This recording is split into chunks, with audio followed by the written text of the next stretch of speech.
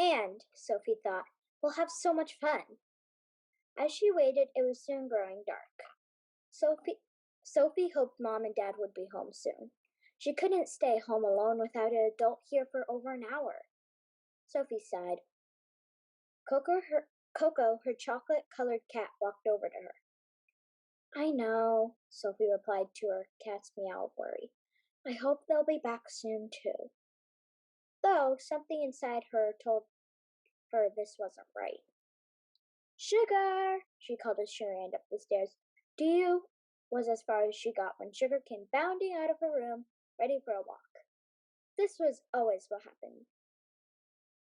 Sophie, let me in! Sophie heard her BFF call from the front door. She rushed over.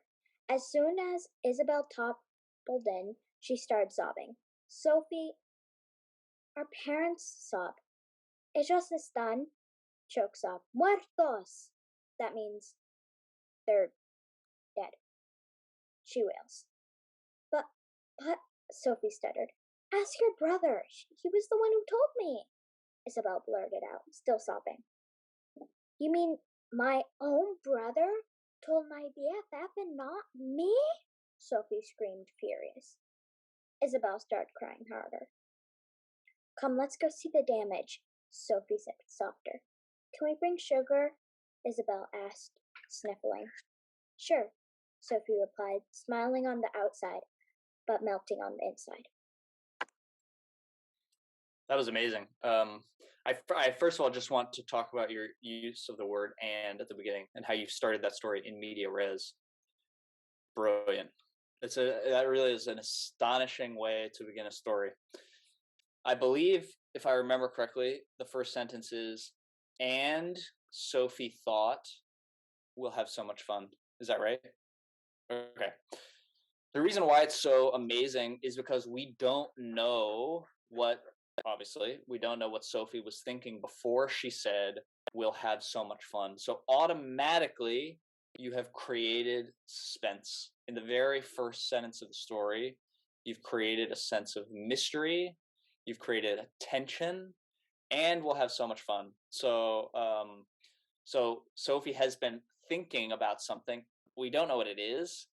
It's doing something, maybe something forbidden, maybe something that's going to catalyze a climax or a conflict or some kind of tension or drama in the story, but we don't know what it is, but we know that something's coming.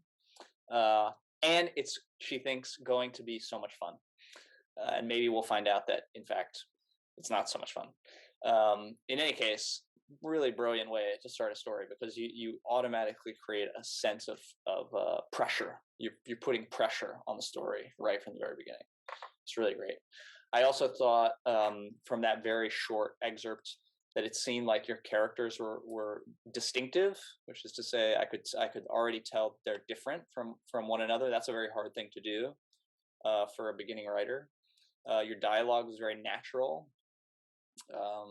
And like I said, I think the characters sounded different from one another, and their language sounded very, very realistic, but not too realistic.